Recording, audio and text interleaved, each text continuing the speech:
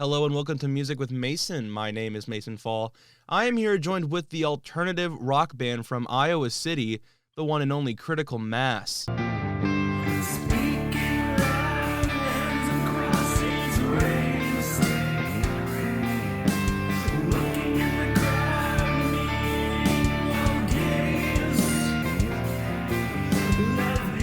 How are you guys doing today? We're doing good. How are you? I am doing just fine. So glad that you guys are here today on my show. So, Critical Mass are pretty well known for their songs Pray, Militia, and Isolation, and they're going to be soon playing at Gabe's alongside Non Grata, Worst Impressions, and Toucans. Hell yeah. We're so excited. It's going to be a good show. So, we're going to start with the most generic, boring question on here that I'm sure you guys are excited to answer. How exactly did the band Critical Mass form? So, me, Cole, Aaron, the guitar player, and Trevin, the bass player, we all went to high school together. And Aaron and I have been playing for a little bit.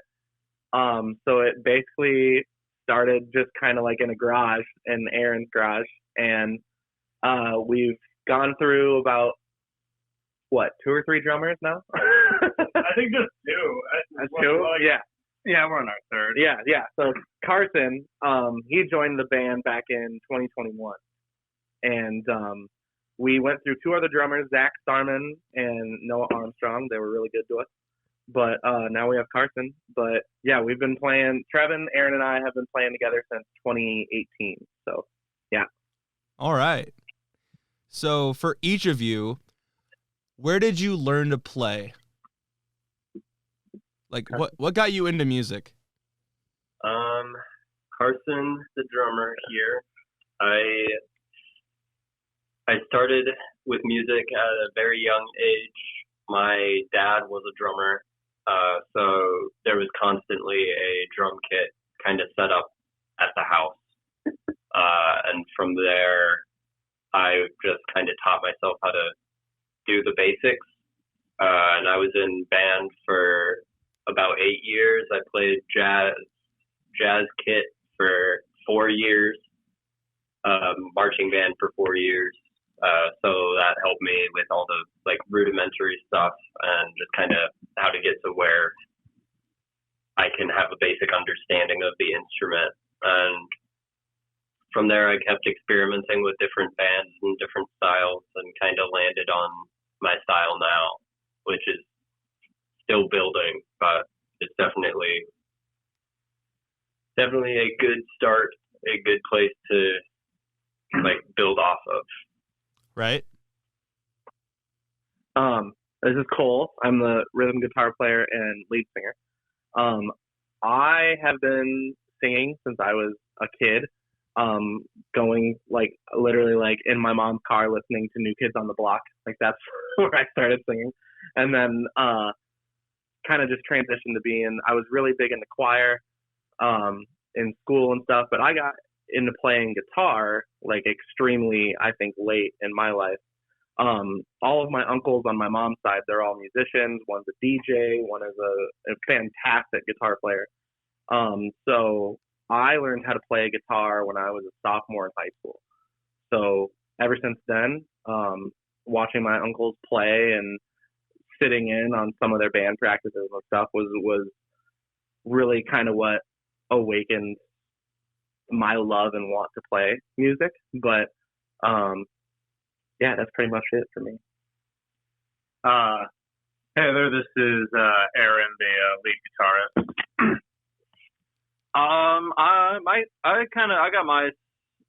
I got my love for music kind of very early on in my childhood, mainly from my parents. I have a lot of fond memories of car rides listening to stuff that they listened to when they were in college, and also the rock and roll that was being played around the early to mid 2000s. What mainly got me into guitar, I was part of that Guitar Hero rock band generation. So I played a lot of Guitar Hero and rock band by myself and with my family as a kid. And then basically kind of around either when I was like 9 or 10, I kind of was just like, well, I already played these games to death. Why not try to learn the real thing? So then I got an old guitar that used to belong to my mom, and then I eventually convinced my parents to pay for some lessons, and took some lessons for a few years, and then stopped taking lessons for a year or so, and then got back into them around high school, and then took them until I graduated. And by that point, then I had already been jamming with Cole, and then met Trevin, and then rest is kind of history. Right on.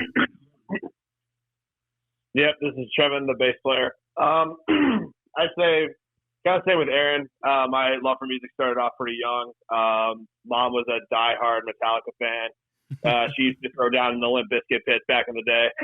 So she didn't play around none, and she didn't want her kid to grow up the same, or wanted the kid to grow up the same. So started off with Metallica at a pretty young age. That was a fond memory, listening to them with my mom.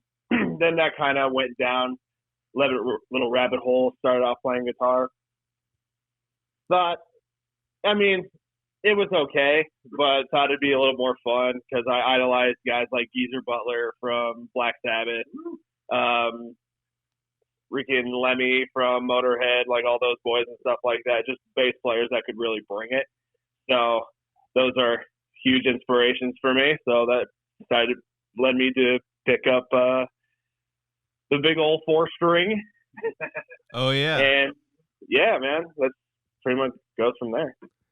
Hell yeah, man. That's awesome. So for each of you, do you have any favorite bands? Just personal favorite bands that you listen to? Yeah, it's gonna be a lot for all of us, I think. Carson? Okay, so like favorite bands just to listen to? Yeah. Just favorite bands to listen to, like bands that got you into music, just whichever you want to choose. Okay, so starting off from the top right now, top 27. Yeah, top 27. Sleep Token for sure. They're probably my biggest inspiration as of right now. Then there's Lowe's, which is another huge inspiration, especially with guitar. Oh God, Dance Gavin Dance, beautiful swancore band, beautiful instrumentals, just so unique. Hail the Sun, another beautiful swancore band. I'd say my biggest inspiration ever is probably Tool. Danny Carey was a very big idol for me for most of my drumming career, and that's where I learned most of like my rudiments and all the like silly little tricks that I do. But yeah, Sleep Token, Loathe, Hail the Sun, DGD, and Tool. Those are mine. Nice. I'd say for me, number one is probably always going to be Metallica.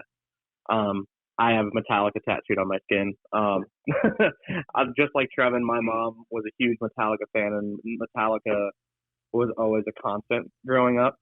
But I don't really stick to just like metal and rock. I like to go all over. So Metallica is a big one.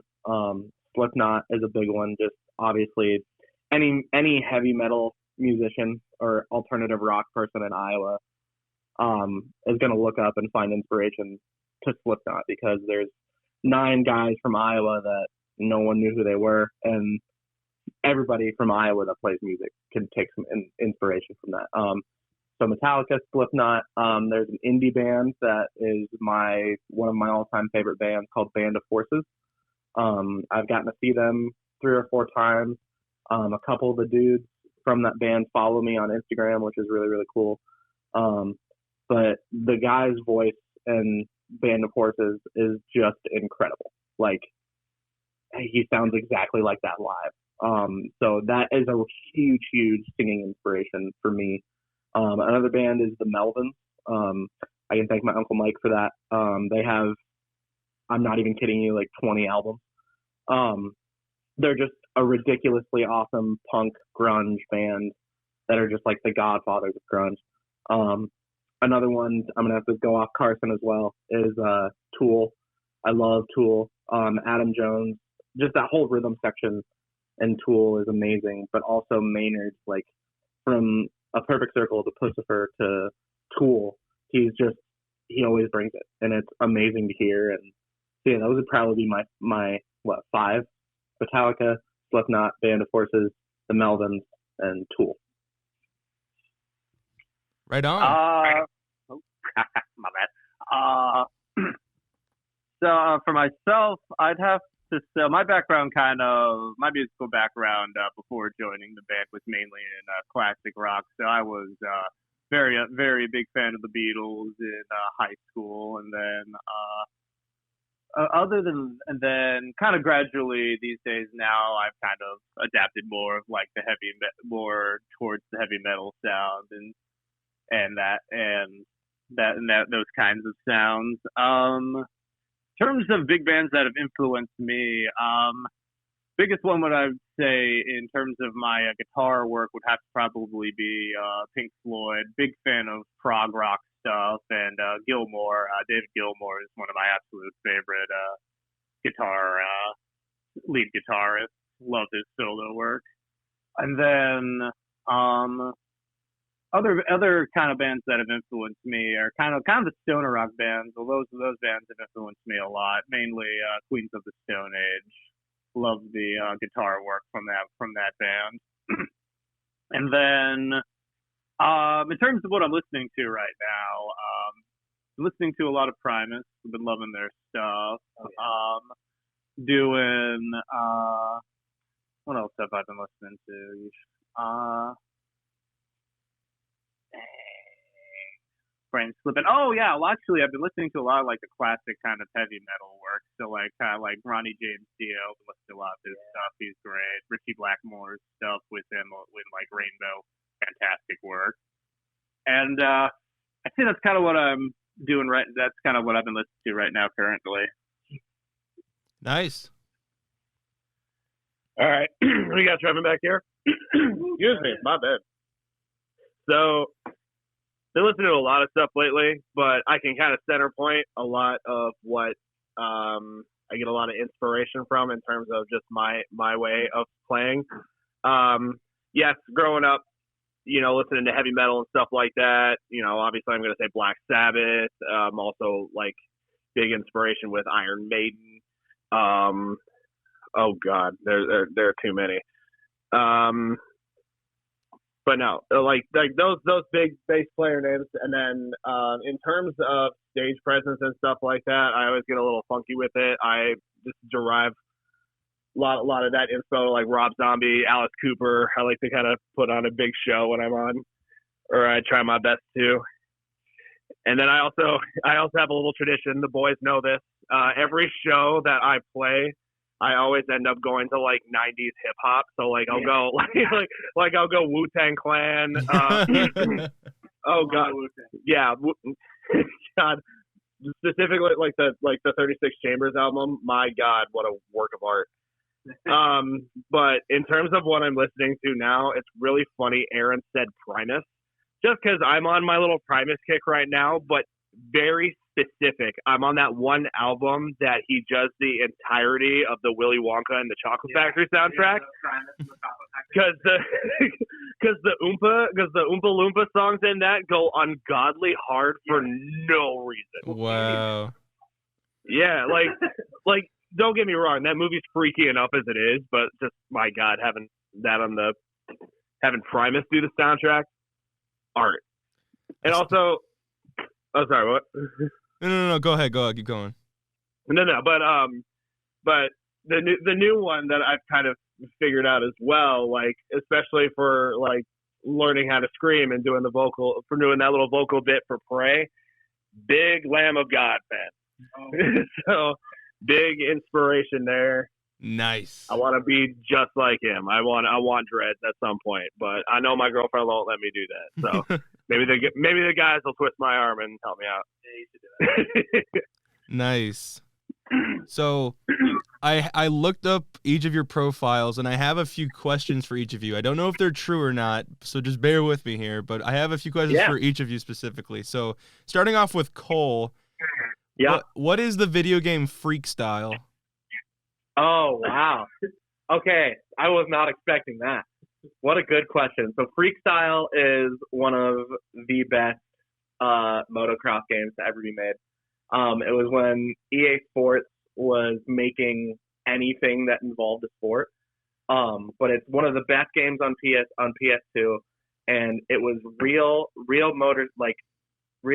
motorcycle riders and motocross riders. But the thing with it was take everything you love from a normal motocross game and put steroids on it. So like you could jump through rings of fire, you could go through glass, like your rider could do flips on and off the bike. You could take the bike with your hand and throw it like a boomerang and catch it. Like it's one of the best games I think to ever be made. And honestly, I think it needs to be remastered. So if anybody listens to this that can do that, get on it. That's what freak style is. It's one of the best motocross games in the world. It sounds awesome, and I should definitely get it for my old PS2 that I have in my dad's house. But dude, if you get it, I'm coming over. We're gonna have a whole day. So, do you detail cars? I used to detail cars. That was like a really big thing for me for a little bit. I worked at Billion, I think altogether for a year and a half. But yeah, I used to detail cars.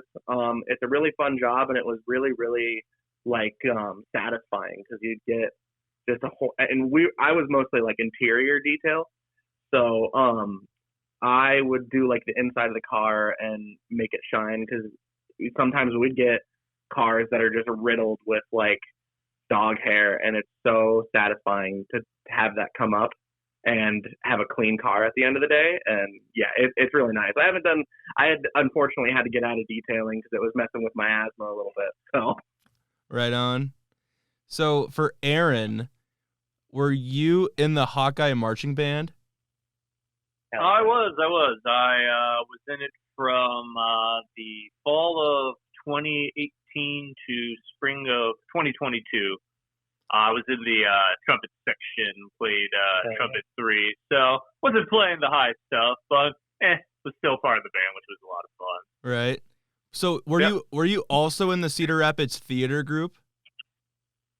Yep, I was in. I am part of the Cedar Rapids theater community. I've done 3 shows with Cedar Rapids. First one I did was back when I was in high school. It was funny enough, it was the American Idiot musical. Then I did 2022. I did the musical Once, which is like based on this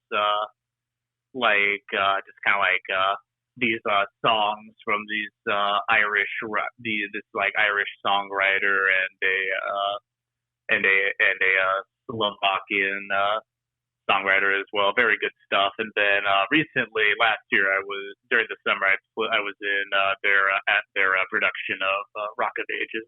Nice. Do you have any personal favorite plays, just in the world or globally, just like anywhere? I'd say in terms of my favorite stuff, I'm a big fan. I have to say I'm a big fan of Once. That was a really great musical. I really like that one. Another good one I really enjoy is what was it?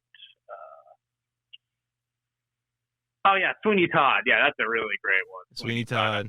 Yeah, love the gothic horror of that one. And then in terms of plays, I'd have to say I'm a big actually, honestly, at the moment, I can't think of any plays that are standing out to me as like my absolute favorite. But like musicals, those ones I mentioned before, fantastic ones. Nice. Yep. So, for Trevin, did you ever used to work at Fairway? Oh God, that's like old school. That's like high school. Hey, yeah, well, not even that. So yeah, that was like my first job ever. And then I started getting like a little experimental with like my facial hair, and then Fairway was like, "Hey, you can't do that." And I think 5 minutes later, I said I quit. Wow. What was your what was your position? Oh, very, very entry. Like I was bagging groceries and like putting stuff on shelves and stuff. But yeah, they don't. Yeah, if there's one thing about Midwest grocery stores, they do not let you get fancy with your facial hair. Yeah, it's dumb, man. I was just like, and to be fair, like the season was just about to kick off anyway, so I was like, I'm not gonna have time. That's right. Did you play for Iowa City West High School football? I did. What was your position? I was an offensive guard. So I was a fat boy putting my hand in the ground. Still am to this day. We would have gone head to head. I was a defensive lineman for Bettendorf, so if we had, it would have been awesome if I was born a few years earlier. We would have played each other. Oh, that would have been sick, man. Yeah. For Carson, I understand that you drum for both Worst Impressions and Critical Mass, but can you play guitar? Yes, I can play guitar. He's holding one right now. Yeah. Are you really? Yeah. It wouldn't happen to be the 6th string, would it? Yeah, it would be the 6th string, matter of fact. Do you have cameras in here, man? Yeah. I mean, I noticed that he posted a few videos of him unboxing his 6th string, and he enjoys it, so I'm sure he did not want to let that go. Yeah. But Carson, can you also snowboard? Snowboard? Can you snowboard? Not really. I tried it for a bit. I tried it for a second. Because I saw on one of your posts you had what looked like a snowboard with a bunch of signatures on it. Oh, that's not a snowboard. Oh, oops. That was a car. What was that? A spoiler? fender? It was a spoiler. Oh, a spoiler. Me and my friend found downtown Iowa City one night, and we just took it home, and we were like, it would be really funny if we went around town and just filled this thing up with signatures.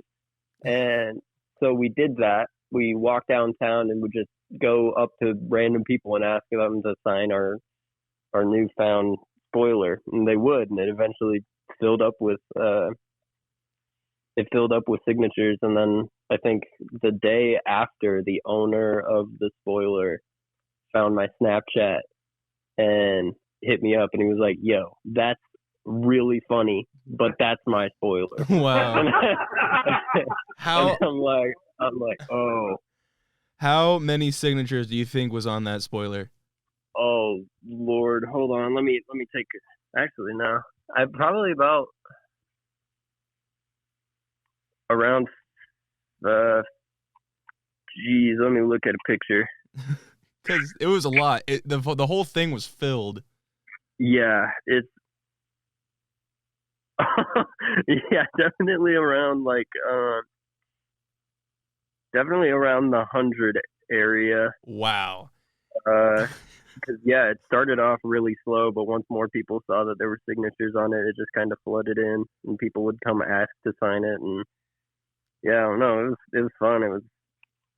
That's crazy. A good night for sure.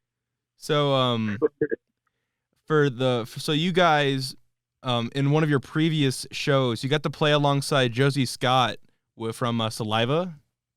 Yeah, we did. How was that concert specifically? Just that one along with Josie Scott. So it was really surreal for a few of us in the band. Well, probably for all of us, honestly. But we got that show through Metro Live, who we usually kind of get those big shows with. But I know Trevin and I growing up listened to Saliva, and so it was just like, whoa, now we're getting to open up for for him, you know. But it was a really good show. We put on probably one of the best shows I think we've ever put on. But the cool thing about it was Josie really, really liked us, and Josie's one of the nicest guys I think you could ever meet ever in the music industry. After the show, Aaron and I got to sit back and kind of talk with Josie and get to know him and know a lot about his life and kind of what he has been up to and stuff like that. And we made a pretty good friend out of Josie Scott, I think. So Very cool.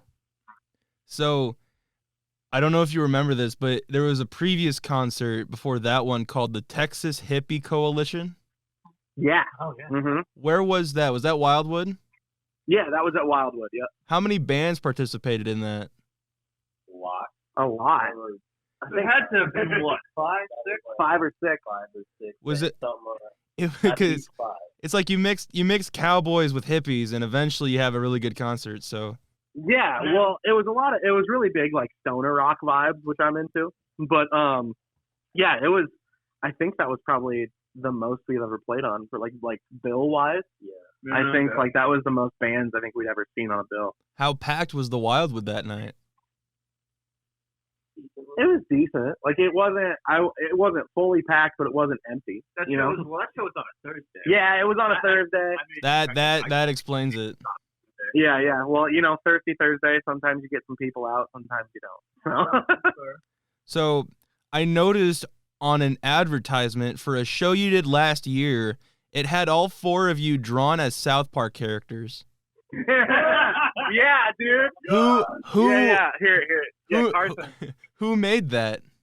Me and my best friend Caden. How on earth did you get so professional at South Park characters? That's a question for Caden, dude. He's so good at design, and he helps with a lot of our posters. Do you think He made our logo, actually. Yeah, he made our logo. Do you think we'll ever get a music video of you guys as South Park characters?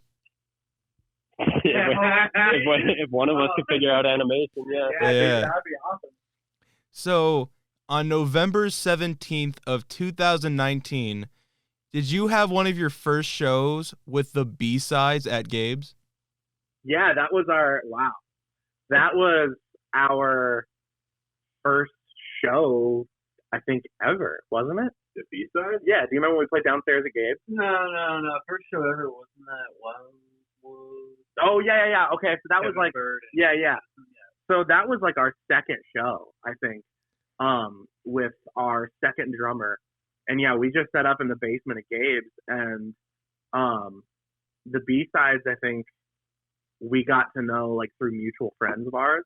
But that was our first show, and we were really, really surprised with how many people came out. Because I remember like trying to fit, it was probably like, I would say like 50 people there just to see all of us, and it was pretty fun. But it's crazy to think that that's when that happened. How long ago that was. I know. The time flies when you're having fun. Yeah, for real. So, back in September of 2020, you participated in Battle of the Bands at the University of Iowa. Yeah, we did. So funny story about that night. That's actually where we met Carson. We got second place that night, which we did not think we were going to take away anything. But the best part about that night was we took away about it was we met our new drummer. So yeah, Carson came up after the show and just introduced himself, and we kind of got to know him, and our other drummer was kind of on the way out. So we met him, and we got to actually, that's how this whole connection and friendship started, was that night. We met him and got to jam with him at Gabe's, and the rest is history with him. It was kind of fate, wasn't it? Yeah, I think so. It was definitely a sign that this band was meant to be. Yeah, absolutely. So we're down to the few final questions, unfortunately. Oh man, but I'm having fun. This is fun. I know it's already been 29 minutes we've been into this interview, so I'm excited to just release this. But for each of you, you guys played at a few spots so far in Iowa, but what could you say was your favorite spot to play at so far? Oh wow, I know mine. Carson? Yeah, mine's Gabe. Yeah, Sure. Gabe. Mainly because that was like the first place that introduced me to music in Iowa City. So it's just kind of home base for me for shows. and like we played a lot of cool venues, like in Milwaukee. Yeah. Was it like an art museum? Yeah, we played like an art show in Milwaukee out of the blue. That was really cool, but I feel like no matter where I play, everything will end up at my favorite will end up being Gabe, just because of the people and the atmosphere. As weird as the atmosphere there is, Yeah.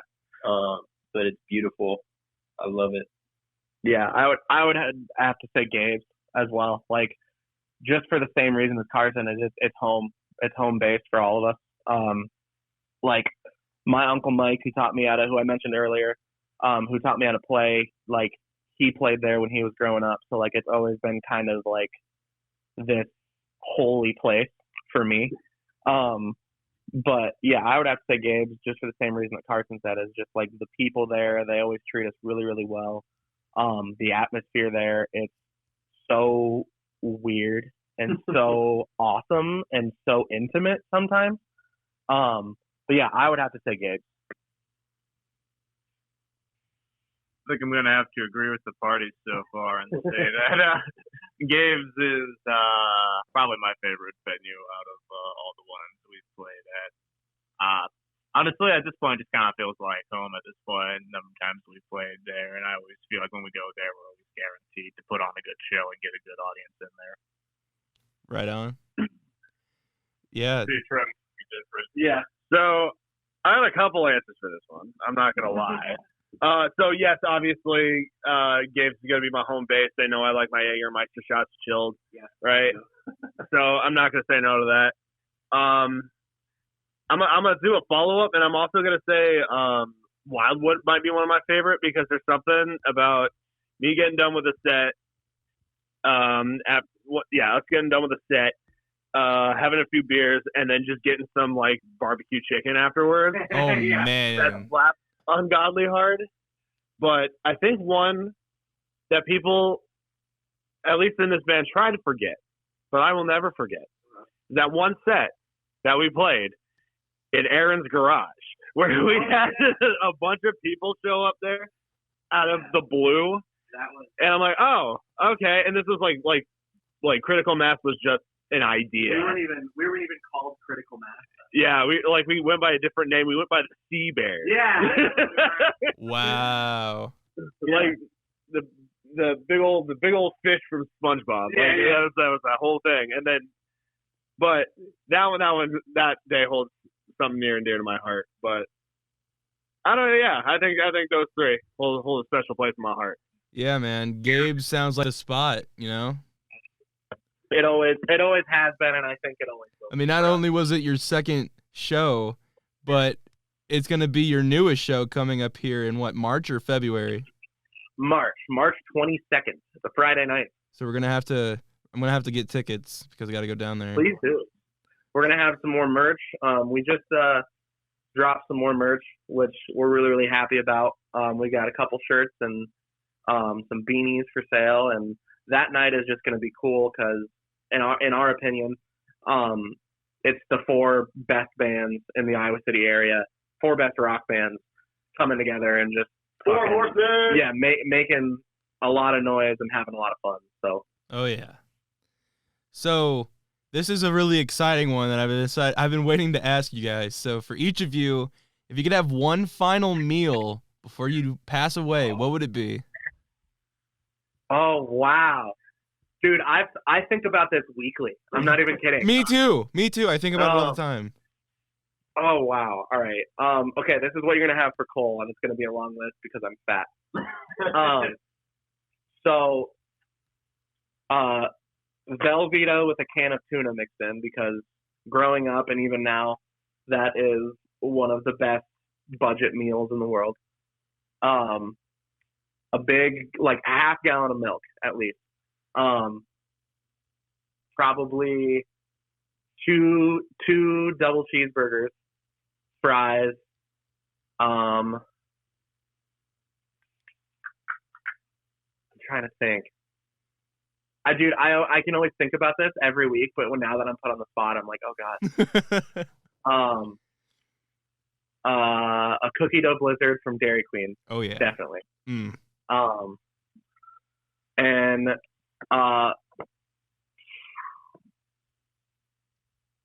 jalapeno poppers. Done. Sound- Yeah. Sounds amazing. Let's see. I'm gonna have a bit of a variety. Let's see. Definitely need a Chicago deep dish pizza. Definitely need one of those. Probably also get a thin one as well. Then get some mozzarella sticks. Variety. Get some wings going. Some buffalo wings. Got to get some of those. What else? I think those. Get like maybe throw a cheeseburger in there, some fries, and then for dessert get some ice cream and then some like cake, some chocolate cake, and then for drink just some like nice little Coke to wash it all down, and that'll be it for me. Nice. All right. So, yep, I'm on my deathbed. Think. Oh God. First round, we'll start off a whole freaking baking tray of Kansas City burnt ends. Yeah. Covered in barbecue. Splattered in some Kansas City barbecue sauce. We'll do some mango habanero hot wings from this is a place in Coralville. It is called Pat and France. That place slaps.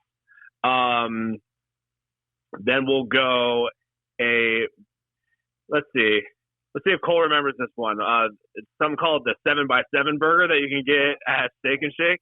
What a mistake, that burger. It's 7 patties and seven things of cheese. Oh my God. It costs $7.77. Oh God. And then oh God. Probably some ribs, probably the same thing, Kansas City. Nowhere too specific. Then dessert, we're gonna top that all off with a bottle of number 9 whiskey and a cigar. I'm getting hungry now. Yeah, right? There we go. For me, in a perfect world, it would be lobster. A lot of Diet Pepsi. I'm getting to that. Lobster, melted butter, and a good medium rare steak. But if I were to die tomorrow, I wouldn't be able to get any of that. So I'd be happy with I'm not dying eating canes. I'm gonna just go with my safe bet: a bag of Lay's kettle cooked jalapeno chips and a Diet Pepsi. That sounds really good. Very simple. I like simple. Very simple. But yeah, that sounds good. So, yeah. Guys, we are down to the final 2 questions of this interview. All right. So, what is the future of Critical Mass? We already know you're going to be playing at Gabe's. Are we going to be seeing another album release? Are we going to be seeing an EP come out, more concert dates? And we know we can see you have more merch right now. But like, what is the future for Critical Mass? So actually, right now we are working on writing a new album. It's our first album together. We're all writing it as one machine, which it's gonna sound amazing. Actually, after this interview, we're going to Joe Geffhart from Non Grata. Love him. We're going over there. Yeah, he's amazing. He's been helping us out with our recent singles and releases and stuff. So we're gonna go over to his place and finish up a song that we're recording. That's called Pose, and it's a pretty good one. But yeah, we're just writing a new album right now. We've got that show in March. This year, we're really trying to focus on getting new material out, but also kind of branching out from Iowa City, as in with live shows. We want to play more out of Iowa City, but also more out of state. So last year we hit Milwaukee. This year it would be great to go back. We'd also love to hit up Minnesota. We're working on a show in Chicago right now. So yeah, that's pretty much the future, and just having a lot of fun with the boys. You know? Oh yeah, you got to make memories while you're at it. Don't make it work. Absolutely. So, we are down to the final question that I've asked every single band and artist on this show. What would you tell the young and aspiring musicians who really need courage and someone to just motivate them to go on stage and perform and do what they love?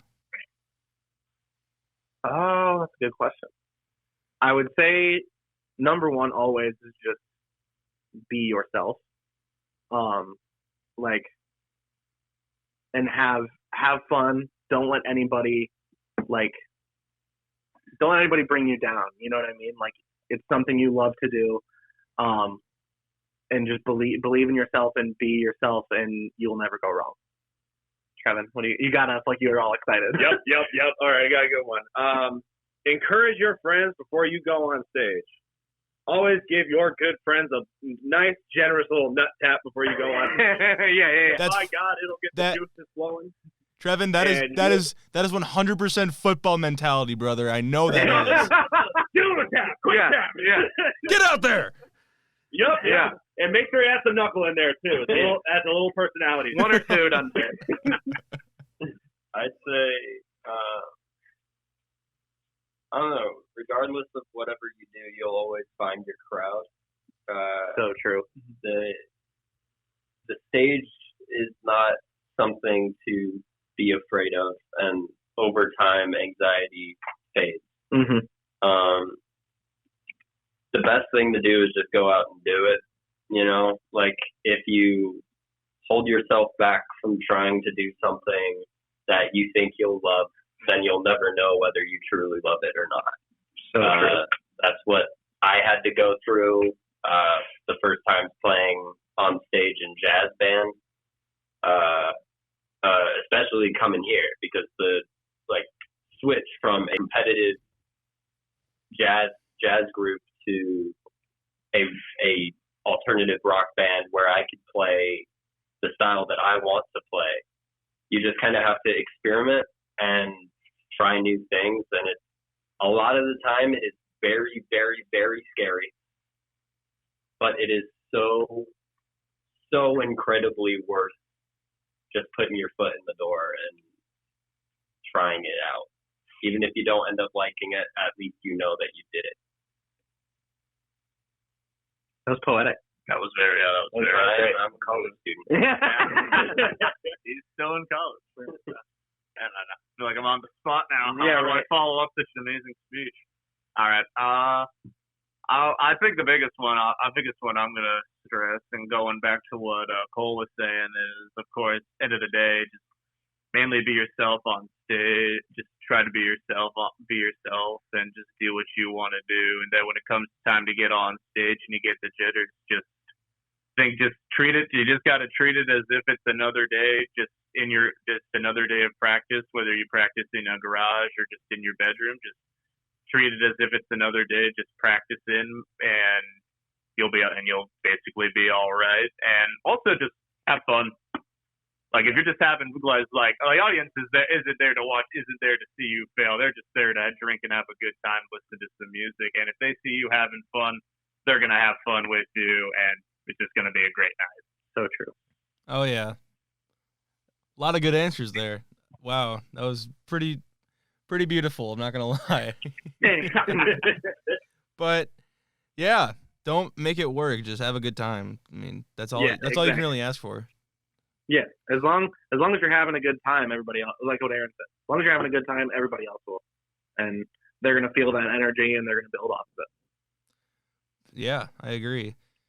So, unfortunately, we're at the end of our show. Sad face. But where can we find you guys on social media so people can listen to you and just know that this really cool band is out there in Iowa City? So we are on basically almost every streaming platform: Apple Music, Spotify, Pandora. Yeah, dude, we're on a whole bunch. You can find us through our band adventures.